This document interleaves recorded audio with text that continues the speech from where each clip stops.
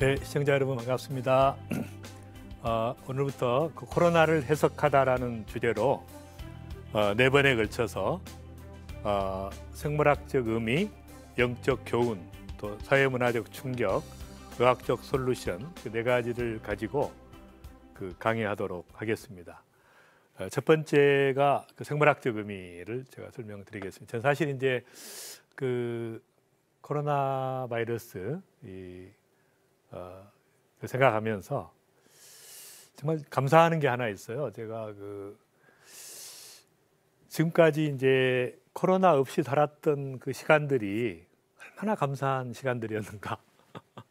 제가 모르고 살았다가 정말 과거의 사람들이 얼마나 하나님의 은혜였던가를 좀 깨닫는 그런 시간들이 됐고요. 그래서 이런 시간들을 통해서 감사를 회복하는 또 그런 은혜들이 여러분들에게 있기를 바랍니다. 이 코로나 바이러스가 사실은 4월 3일 하루에 10만 명이 발생했습니다. 하루에. 그러니까 이날이 이제 피크였는데요. 그다음에 이제 사망자로는 4월 7일에 7,385명이 사망했으니까 이날이 이제 피크였어요. 그러니까 이제 그때부터 이제 약간 내리막길 약간 가고 있습니다. 말하자면 이제 추세가 더 이상 폭발적으로 성장하지는 않는다, 확산하지는 않는다. 이제 그런 또 감사한 일이고요. 근데 이제 이 코로나 바이러스를 제가 이렇게 사진을 이렇게 계속 보다가 굉장히 특이한 사진이지 않습니까? 이 사진이 보면은 이 눈이 있고 코가 있고 입이 있는 딱 이제 저거 보면서 섬찟한 느낌이 들었어요. 그러니까 이렇게 많은 사람을 죽음으로 몰고 가는 사망의 세력이 있구나. 정말 마음 아픈 일이 아닐 수 없고요. 정말 절로 기도가 나올 수밖에 없는 그런 상황입니다. 근데 이제 코로나 바이러스를 이야기할 때는 제가 이제 이걸 풀어가는 데 있어서 제일 중요한 관점이 하나가 있습니다. 그게 뭐냐면 왜 어린이나 청소년들은 잘 걸리지 않는가? 또 걸려도 죽지 않는가? 아주 독특한, 그러니까 이 코로나 바이러스가 지금까지의 독감과 다른 아주 특징이 하나 있습니다. 이게 이제 이 통계를 보시면 미국의 통계인데요. 감염률이 즉 미성년자들은 0에서 19에는 1.5%밖에 안 되는 거죠. 그러니까 말하자면 코로나 바이러스가 감염되지 않는, 그러니까 충분히 이길 수 있는 구조를 가지고 있다는 거예요. 그러니까 나이가 들어갈수록 증가해서 85세 이후에는 25%가 감염자가. 그다음에 이제 이거 굉장히 놀라운 통계인데 이거 보시면 사망률이 0에서 9세에 0.1%라고 됐는데요. 0%에 가깝습니다. 그러니까 말하자면 9세까지는 거의 사망자가 없어요. 그리고 이제 40대까지는 40세 이전에는 0.2%고요. 그다음에 40대는 2배고 50대는 6배고 60대는 무려 18배죠. 지금. 그다음에 70대는 40배고 80대는 거의 한 70배 정도. 그러니까 말하자면 이제 이 사망률에 있어서 어린아이들은 어릴수록 거의 사망자가 없다. 그게 무슨 내용입니까? 이것은 이제 면역과 관련이 있다는 것이에요. 그러니까 어린아이들은 면역이 강합니다. 청소년들은 면역이 강합니다. 그러니까 코로나 바이러스가 감염이 돼도 감염이 안 되는 게 바로 대체해버리는 거죠. 굉장히 중요한 특성입니다. 말하자면 이 특성을 이해해야, 그러니까 면역과 굉장히 깊은 관계가 있다. 면역이 떨어지는 나이 드신 분들이 거의 대부분이 초고령자나 기저질환으로 면역이 떨어진 분들, 또 젊은이들 가운데 가끔 걸리는 사람이 있죠. 면역이 바닥인 젊은이들, 지 맘대로 생활하고 이렇게 면역이 떨어진 사람들이 젊은이가 걸릴 수도 있고 또 사망자가 있을 수 있는 것이죠. 그런데 일반적으로는 면역과 깊은 관련을 가지고 있다. 사실은 이제 코로나 바이러스를 코로나19라고 이야기하는데요. 이것은 이제 2019년에 생겼기 때문에 그렇죠. 19를 붙였고요. 질병 이름은 우리가 코비드라고 이야기합니다. 그래서 이것이 사실은 갑자기 생긴 게 아니라 7번째 발생을 했어요. 그러니까 1번부터 4번까지는 감기로서 지금도 존재합니다. 그 다음에 5번은 2003년에 사스고요. 6번은 2015년에 메르스였고 지금 7번째 발생한 거죠. 근데 사스나 메르스는 사망자가 그렇게 많지 않았어요. 광범위하지 않았습니다. 사망률은 높았지만은. 근데 이제 이번에는 거의 스페인 독감을 이렇게 연상케 하는 이제 그런 거죠. 그러니까 스페인 독감은 그 지금부터 100년 전에 발생을 해가지고 그 최대 5천만 명의 사망자를 낸 전 인류의 아주 흑사병 이후에 엄청난 그 폭풍처럼 몰아친 그 삶을 파괴했던 그런 독감인데요. 그래서 이제 제가 50년 주기라는 얘기를 하는데요. 딱 50년 전에 홍콩 독감이 생겼어요. 그때는 5억이 감염돼서 100만이 사망을 했습니다.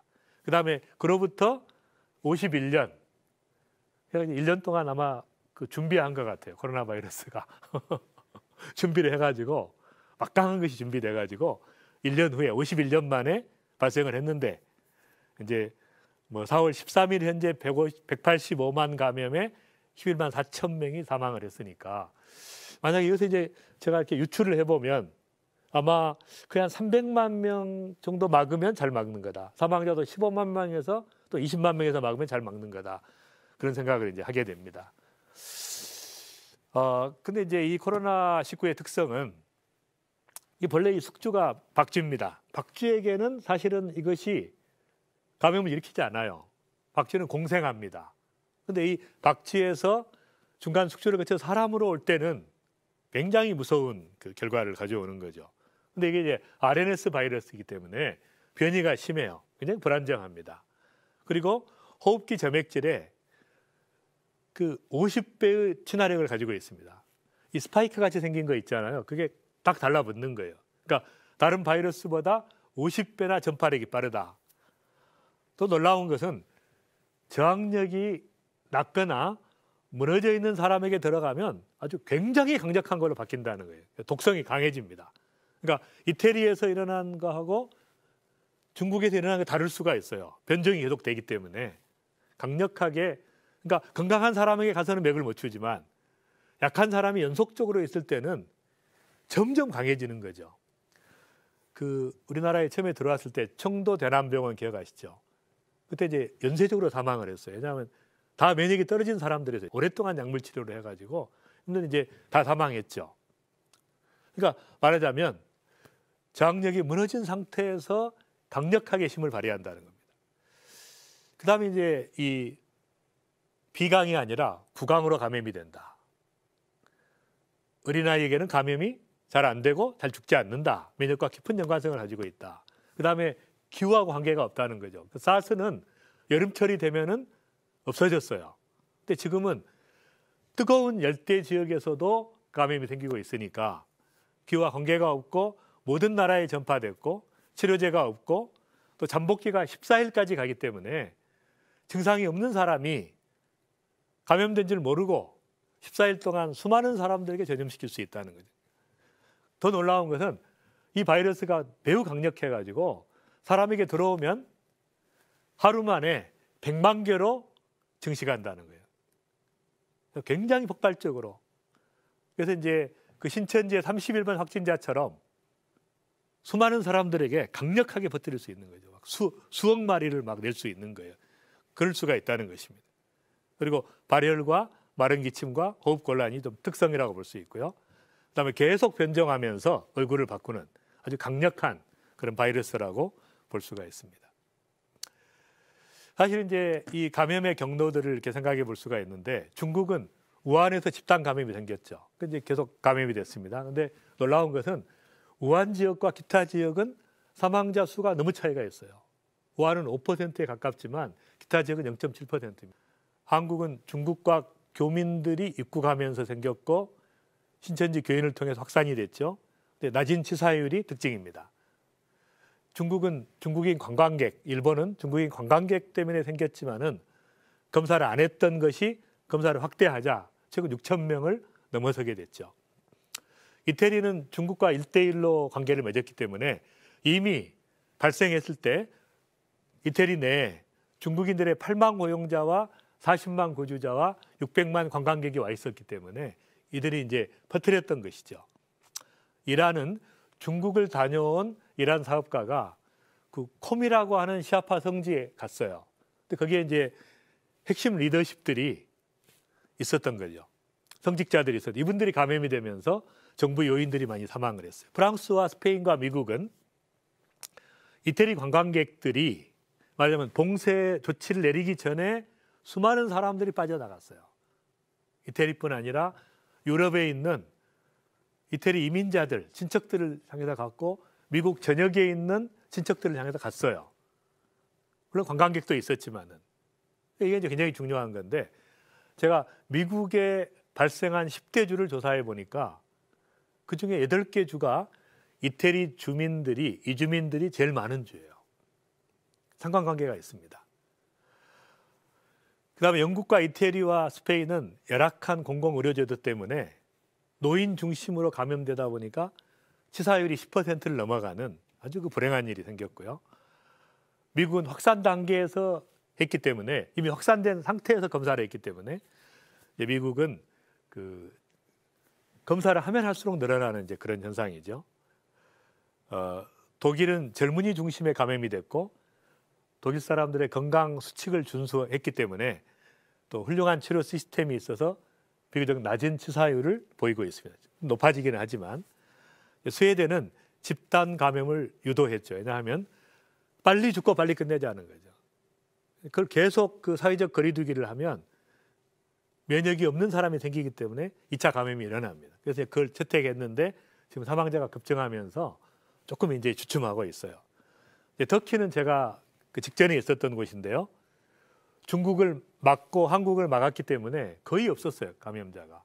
근데 뭘 막지 못했냐면 유럽 관광객들을 방치한 그것 때문에 한 명의 확진자가 발생했을 때 이미 67만 명의 관광객이 터키에 들어와 있었습니다. 그들이 원인이 된 거죠. 지금 이제 폭발적으로 거의 한 5만 명을 넘어서는 이제 그런 폭발적인 그 확산이 지금 이루어지고 있죠. 그다음에 이제 궁금해하시는 분들이 왜 유럽과 미국은 실패하고 있는가? 그런 것을 생각해 볼 수 있는데요. 초기 단계에서 한국은 초기의 확산 단계에서 막았기 때문에 말하자면 집중적인 그 접촉자들을 우리가 역학조사를 해가지고 또 계속 검사하고 했기 때문에 막을 수가 있었는데 중국은 이미 확산된 상태에서 이제 알게 된 거죠. 국가에서 시시하다가. 근데 이제 이것 때문에 이미 확산된 상태였기 때문에 중국은 발열자에게만 검사를 한 거예요. 그러니까 발열자에서만 검사해서 그들을 사망으로 가는 걸 막는 집중적 치료를 시도한 것입니다. 굉장히 잘한 모델이죠. 왜냐하면 이미 폭발한 상태에서는 무증상 감염자들이 너무 많기 때문에 별로 의미가 없어요. 누구를 접촉했는지 알 수 길이 없습니다. 그래서 이제 사실은 미국과 유럽은 중국식 모델을 선택했어야 돼요. 그러니까 발열자들만 조사해서 그들을 집중적으로 치료하고 각자 시민 역량을 확대해서 본인들이 지킬 수 있는 구조로 갔어야 됩니다. 이게 중요한 부분이죠.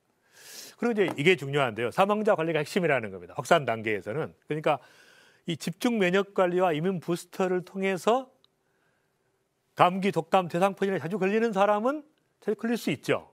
그러니까 위험군이에요. 그다음에 초고령자는 위험군입니다. 당연히 사망으로 갈 수 있어요.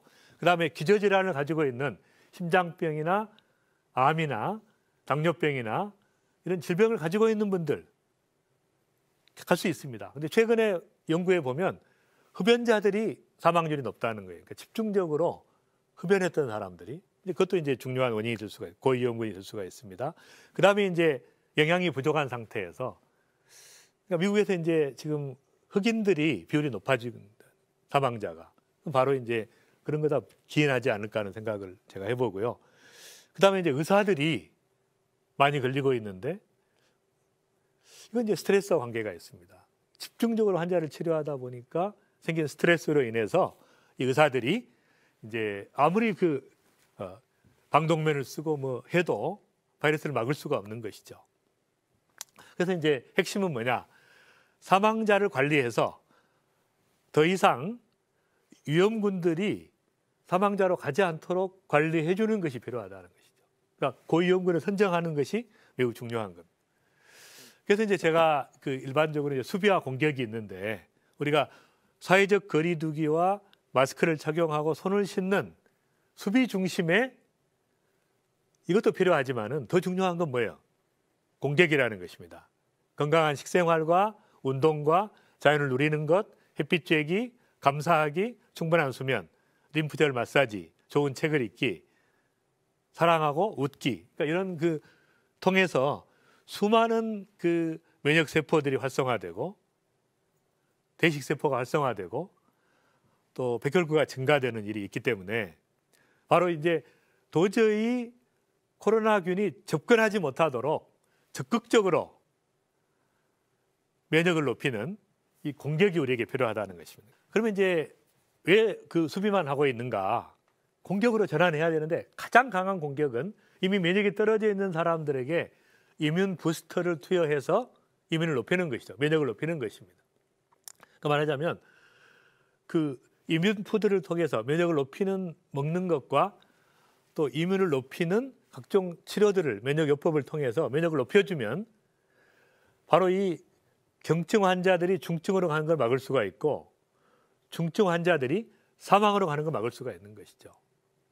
그래서 이제 이런 접근을 가장 강한 공격으로 가야 된다는 것입니다. 제가 이제 사실은 의과대학에 다닐 때 의과대학 본과 1학년 때 그 세균학 실험이 있었어요. 2학년 때인가요? 세균학 실험이 있었는데 그때 이제 참 재밌는 그 연구를 했었는데 이 손을 씻지 않고 배지에다가 이렇게 딱 그 대고 하루 동안 배양을 하면은 수십만 마리의 그 세균이 발생한 걸 볼 수가 있었어요. 그때 손을 씻어가지고 씻은 손을 가지고 배지에 묻혀서 배양을 해보니까 또 수천 마리, 수백 마리가 있는 거죠. 마지막으로 이제 비누로 씻고 깨끗이 씻어가지고 배양을 해서 이제 배지를 보니까 또 수십 마리가 있는 거예요. 근데 그랬는데 이제 그 다음 학기에 면역학을 공부했어요. 면역학을 공부했더니 뭘 알게 됐어요? 아무리 세균이 많아도 면역력이 워낙 강하기 때문에 다 이길 수 있다는 걸 알게 된 거죠. 그러니까 그걸 알고 나서 아무도 이제 손을 씻는 학생들이 없는 거예요. 말하자면 바이러스보다 훨씬 강한 것이 면역이라는 거예요. 면역 체계라는 것입니다. 여러분 이걸 보시면 마크로파지라는 게 있어요. 이것은 이제 이 세균이나 바이러스나 암세포를 인식해서 잡아먹는 겁니다. 마크로파지예요. 경찰과 같은 것이죠. 이것이 우리 몸에 2천억 개가 있으니까 정말 이 싸움이 되지가 않죠. 100만 마리가 들어왔다 한들 2천억 개가 있는 마크로파지를 이길 수 있는가? 더 중요한 것은 이것이 이제 들어왔다고 해도 우리 몸에 있는 7천억 개의 임파구가 있어요.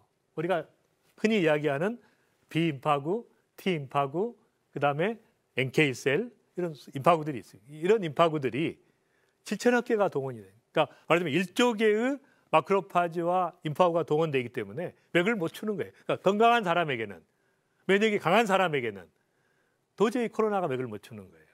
그러니까 중요한 것은 우리가 건강한 삶으로 가자는 거예요. 그쪽을 높이자는 것입니다. 그래서 이제 이 바이러스가 침투해 들어오면 이걸 유심히 보실 필요가 있어요. 들어오자마자 마크로파지가 제거를 합니다. 2천억 개라 그랬죠. 만약에 이제 이것이 그래도 속여가지고 인체에 들어오게 되면 자기 힘으로 안 되기 때문에 마크로파지가 상부 사령관에게 보고를 하게 됩니다. 이것이 이제 그 헬퍼 T 세포예요. 그래서 이 헬퍼 T 세포가 사이토카인을 분비하고 이것이 B 세포를 활성화해서 항체를 만들어내면 퇴치가 되는 거죠. 그래도 어려우면 계속되면 킬러 T 세포를 통해서 소탕을 하게 돼요. 여러분 이제 사이토카인 폭풍이라는 걸 들어봤잖아요. 젊은 사람 가운데 사이토카인 폭풍이 일어났다. 이것은 뭐냐면 면역이 강한 게 아니에요. 면역이 약한 사람에게 들어왔기 때문에 잘못 반응한 겁니다. 그러니까 면역이 강한 사람에게는 사이토카인 폭풍이 일어날 수가 없어요. 그래서 이제 말하자면 면역이 약한 사람을 공격한다는 것이죠. 이 바이러스는. 그리고 우리 몸에 있는 면역 체계를 통해서 얼마든지 이길 수 있다. 그러니까 우리가 건강한 삶을 살고 정상적인 삶을 살고 면역을 높이는 것이 중요하지 이걸 두려워할 필요가 없다는 것이에요. 코로나 바이러스를. 그래서 저는 이제 이런 그 과정에서 많은 분들이 그 질문을 합니다. 그럼 어떻게 면역 상태를 알 수 있는가? 그 면역 상태를 알 수 있는 방법이 있는데 그것이 체온을 측정하는 겁니다. 말하자면 저도 많은 검사를 해봤지만 정확하지가 않아요. 반영이 안 됩니다. 면역 상태를. 근데 이 체온은 제가 독일에서 연구할 때도 처음 알게 됐는데 체온은 가장 정확한 인체 면역을 반영하는 거예요. 그러니까 체온이 낮은 사람이나 불규칙한 사람은 질병에 잘 걸리죠. 암에 잘 걸리고 바이러스에 잘 걸립니다. 그러나 체온이 36.5도를 기점으로 해서 정상적으로 리듬을 그리고 또 체온이 이렇게 높아 있는 사람에게는 접근할 수 없는 거죠. 그러니까 면역이 높은 거예요. 그러니까 우리가 체온을 측정해서 이 사람이 만약에 면역이 낮으면은 불규칙하면 또 체온이 낮으면 면역이 저하되어 있는 상태니까 집중적으로 그 이뮨푸드, 면역을 높이는 식생활, 이뮨 부스터를 먹고 열을 높이는 온열 치료를 하고 또 운동을 통해서 높일 수가 있는. 그러니까 이런 방법을 통해서 적극적으로 면역을 높여서 그 말하자면 이길 수 있는 그 구조가 될 수 있는 것이죠.